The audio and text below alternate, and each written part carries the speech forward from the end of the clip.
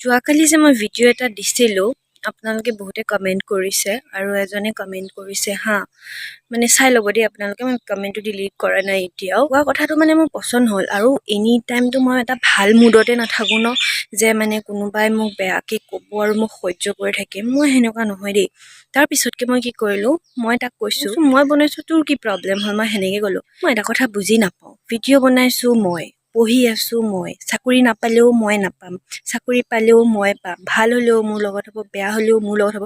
তাৰ কি প্ৰব্লেম হৈছে মানে মই বুজি পোৱা নাই এইবোৰত ৰিয়েক্ট কৰিব মন নাযায় কিন্তু মানুহৰ মাইণ্ডটোতো এনি টাইম এটা কিবাতে নাথাকে ন যে মানে মোক কোনোবাই বেয়াকৈ ক'লেও মই সহ্য কৰি থাকিম ইমানটো এটলিষ্ট ধৈৰ্য নাই দেই ধৈৰ্য আছে বাট কেতিয়াবা মানে নোৱাৰি আৰু তেওঁলোকে যদি মোৰ ভিডিঅ' চাই ভাল নাপায় নাচাব ন এনেকৈ আহিব ক'ৰবাৰ পৰা টপকিব আহি পেলাই এটা কমেণ্ট লিখিব আৰু সেই মানুহজনক মানে হাৰ্ট কৰা টাইপ এটা কমেণ্ট দি পেলাই যায় মানুহৰ মনত কষ্ট দি পেলাই কি ভাল পায় মই বুজি নাপাওঁ সদায় বোলে কিবা এটা কাম বোলে আমি পাৰিম বা আমি পাম বুলি কৰিব লাগে যাৰ কাৰণে মোৰো সেইটোৱে মানে মই মাইণ্ডত ভৰাই লৈছোঁ যে মই পাৰিম তো তাৰপিছত যদি নহয় যিয়ে নহওক এক্সপিৰিয়েঞ্চ হ'ব এনেও মোৰ এইবাৰ ফাৰ্ষ্ট টাইম হয় মই আগতে কেতিয়াও এক্সাম দি পোৱা নাই কেনেকুৱা ধৰণৰ কুৱেশ্যনছ আহে মই সেইটো নাজানো মই যিমান পাৰোঁ বেলেগক সুধিছোঁ যে কেনেকুৱা ধৰণৰ কুৱেশ্যনছ আহে বা ইউটিউবত চাওঁ যে কেনেকুৱা ধৰণৰ আগত প্ৰিভিয়াছ ইয়েৰত কুৱেশ্যনছ আহিছে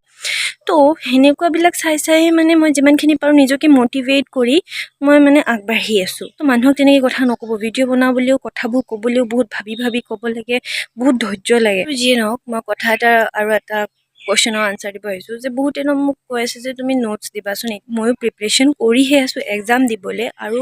এনেকৈ আপোনালোকক অকল মোৰ পৰা বুলি নহয় আপোনালোকে যে নোটছ বিচাৰে নোটছ আপোনালোকে কাৰোপৰা তেনেকুৱা PDF দিবাচোন এইটো দিবাচোন সেইটো দিবাচোন নক'ব আপোনালোকে যাওক ভিডিঅ' চাওক আপোনালোকে নিজে নোটছ বনাওক যেতিয়া নিজে আপোনালোকে নোটছ বনাব ন তেতিয়া আপোনালোকৰ বহুতখিনি বস্তু নিজৰ মনতো মানে থাকি যায় যেতিয়া আপোনালোকে লিখি নোটছবোৰ বনাব তেতিয়া ন মনত বহুত কথা ৰৈ যায় যিমান পাৰে ন আপোনালোকে চেষ্টা কৰক নিজেই নোটছ বনাবলৈ সেইটো পঢ়িও আপোনালোকে ভাল পাব আৰু জল্দি আপোনালোকৰ মনতো থাকে কাৰণ কিবা এটা পাবলৈতো আমি কষ্ট কৰিব লাগিব হয় তো সেইকাৰণে মই কৈছোঁ এতিয়াও অলপ সময় আছে এটা কথা বহুতে সুধি আছিলে যে কি এক্সাম দিবা বুলি মই আগৰ ভিডিঅ'টো কৈছোঁ যে মই আছাম পুলিচৰ SI এক্সামটো দিম UBSI দিম ABSI নহয় দেই অকল UBSI হে এপ্লাই কৰিছোঁ মই নাজানো আৰু কি হয়গৈ ADRE দিম দেই কিন্তু মেইন ফ'কাছ মই UBSIত কৰি আছোঁ কমেণ্ট মই পাই আছিলোঁ যে এক্সাম কেতিয়া হ'ব এক্সাম জুন বুলি মই ধৰি থৈছোঁ মুঠতে ইলেকশ্যনৰ পিছতে এক্সাম হোৱা চান্সেছ বেছি আছে ইলেকশ্যনৰ আগতো কোনো পধ্যেই এক্সাম নহয় আমাৰ যদি জুনত নহয় তেতিয়াহ'লে জুলাইত হ'ব কিবাটো চাগে মিলাব আৰু ন মামাই কিন্তু জুন জুলাইৰ ভিতৰতে এক্সাম হ'ব সেইকাৰণে কৈছোঁ আপোনালোকেও পঢ়ক ময়ো পঢ়োঁ যি হয় সেইটো কপালৰ ওপৰত এৰি দিছোঁ ভাল হ'লেও মোৰে হ'ব বেয়া হ'লেও মোৰে হ'ব বাছ মোৰ কথা সিমানেই